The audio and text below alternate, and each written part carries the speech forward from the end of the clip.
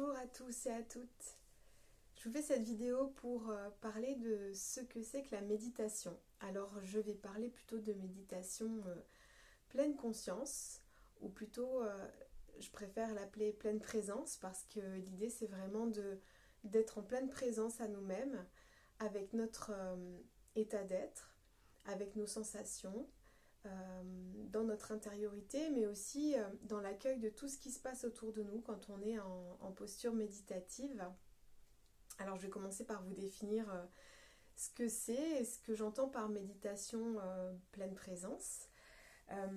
Donc la méditation, en fait, c'est une pratique qui permet de se mettre à l'écoute de soi. C'est se rendre présent à soi, mais aussi au monde, alors à son monde intérieur et comme je vous le disais, à ce qui nous entoure à l'extérieur de nous, sans jugement, de juste être dans l'acceptation de ce qui est, de ce qui nous traverse, de ce qui nous parvient comme information, que ce soit des informations qu'on peut capter avec nos sens, que ce soit donc des sensations, que ce soit notre état d'âme, notre état d'être de l'instant, mais aussi tout ce qui est de l'ordre du mental, du paysage mental et des pensées qui nous traversent. Donc pour méditer, on peut évidemment se mettre en posture assise, alors relativement confortable. Après, tout va dépendre du temps de méditation que vous allez faire. Mais c'est vrai que ce qui est important, c'est d'être quand même assez confortablement installé pour pouvoir ne pas être trop dérangé justement par la posture, pour pouvoir être au plus possible dans notre intériorité sans être trop dérangé ou trop inconfortable. Donc moi je vous recommande de vous mettre sur un zafu, sur un coussin de méditation ou simplement sur un tapis de yoga si vous n'êtes pas installé correctement sur un coussin, ou sur une brique aussi, on peut utiliser des briques de yoga, ou à même le sol. Après c'est vous qui sentez. Et puis la méditation, on peut aussi la faire en extérieur, donc on peut être assis sous un arbre, assis directement sur l'herbe. Donc c'est un peu comme vous le sentez.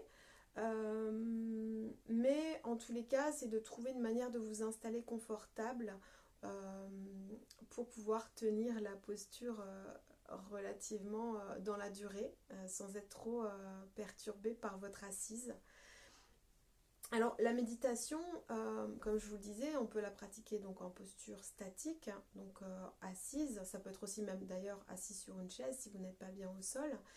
Le tout c'est d'être vraiment solide dans votre assise, donc avoir bien les fesses, le bassin installé, les pieds installés dans le sol si vous êtes sur une chaise, ou en tailleur ou à genoux. Après pour la posture assise c'est comme vous le souhaitez, mais d'avoir une stabilité, une solidité de votre assise, de pouvoir étirer la colonne vertébrale, porter le sommet du crâne vers le ciel, d'être vraiment dans un alignement le plus possible pour pouvoir accueillir cette méditation confortablement alignée et installée dans votre corps. Et puis une fois que le corps est installé, ça c'est la première étape, pour pouvoir méditer, on va s'attacher, se concentrer sur la respiration qui est toujours là avec nous, qui est on va dire une cible en mouvement sur laquelle on peut s'appuyer pour se connecter à son intériorité. Donc du coup, on va écouter comment on respire, ressentir ce qui se met en mouvement en nous quand on respire. On peut sentir l'air qui entre par le nez et qui ressort par le nez si possible. Sinon, on va utiliser la bouche pour respirer. Tout dépend comment vous êtes confortable dans votre souffle. Évidemment, si vous êtes enrhumé, ça sera un petit peu plus compliqué de respirer par le nez, mais faites vraiment comme vous le sentez. Et l'idée, c'est de pouvoir se connecter à ce mouvement du vivant en vous, à cette énergie du souffle qui entre et qui sort, pour pouvoir vous amener dans cet état méditatif. Et puis, on va accueillir aussi tout ce qui se passe, donc tout ce qui nous traverse. Donc on va profiter de ce temps de méditation pour accueillir sans jugement, sans autocritique, d'essayer de se détacher de l'observation de soi, d'être simplement témoin de ce qui se passe en nous, sans se juger, pour pouvoir atteindre un état de mieux-être et d'apaisement. Et puis après, on va dire la troisième étape, c'est de pouvoir faire des allers-retours dans les états de conscience, c'est-à-dire d'avoir conscience de notre petit moi, de ce qui se passe à l'intérieur, mais en accueillant aussi ce qui se passe dans une conscience plus élargie de notre espace autour de nous, et d'être à la fois dans le retrait des sens pour être à l'intérieur de nous, mais à la fois dans l'accueil de ce qui se passe autour. Et en ça, on va arriver dans cet état on va dire, d'omniscience, de pleine présence de ce qui se passe ici et maintenant quand vous êtes dans ce temps de méditation. Alors la méditation, ça n'est pas forcément je m'assois et j'accueille ce qui me traverse, et ce que je ressens, et ce que je vis à l'intérieur de moi, ma vivance à cet instant. La méditation, elle peut se pratiquer aussi, on va dire, de manière dynamique, en mouvement. Dans ces cas-là, on peut aller vers des pratiques, ça peut être le tai chi, ça peut être des pratiques donc physiques douces. Le yoga peut aussi rentrer dans ces pratiques méditatives, parce que dans le yoga, on va considérer que le corps est un objet de méditation, parce qu'on va pratiquer les asanas en pleine présence de ce qui se passe en nous, dans tous nos corps, pas seulement physiquement, mais au niveau émotionnel, au niveau énergétique, au niveau du prana, la circulation du souffle et de l'énergie. Donc le yoga est une pratique qui permet de méditer, et pas seulement dans les temps où on est en assise, mais aussi dans les asanas. On peut aussi pratiquer la danse intuitive, le chant. On peut, même quand on dessine ou quand on peint, les artistes sont dans cet état méditatif quand ils sont pleinement présents à ce qu'ils sont en train de créer, de vivre. On peut marcher aussi en pleine présence, en sentant bien donc les pas sur le sol, en contemplant la nature. On peut être en état méditatif simplement comme là je peux le faire en train d'observer au travers de la fenêtre les nuages qui passent et le bleu du ciel, donc, et les rayons du soleil. Donc l'état méditatif, ça peut être un état de concentration intense et donc de contemplation d'un élément. Ça peut être un élément extérieur, ça peut être pourquoi pas aussi méditer avec un yantra, donc avec un dessin, avec un mandala sous les yeux. Ça peut être donc pratiqué de manière différente, hein. La méditation, se mettre dans un état méditatif, ça peut être dans un processus de création, de contemplation d'un objet extérieur à nous ou intérieur à nous. On peut très bien aussi intégrer un mantra, réciter un mantra, visualiser des couleurs, visualiser des dessins.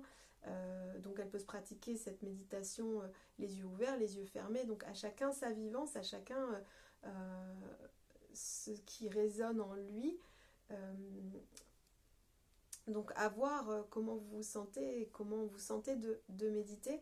Mais voilà, je fais aussi cette vidéo pour ouvrir des espaces, parce que il y a beaucoup de préjugés par rapport à la méditation, par rapport au yoga aussi, hein. Je ferai une autre vidéo à ce sujet sur qu'est-ce que c'est que le yoga, hein, du moins de ce que je ressens, de ce que je le vis et je le pratique, parce que le yoga comme la méditation, c'est un art de vivre, c'est pas seulement une pratique, hein. C'est vraiment une manière de voir les choses, d'avoir une vision du monde, et c'est vraiment tout un processus aussi de développement personnel, d'apprendre à se connaître et à se connecter à notre paysage intérieur en union avec la nature, sans division, de se réunir en soi et avec sa nature profonde, mais aussi avec la nature qui nous entoure.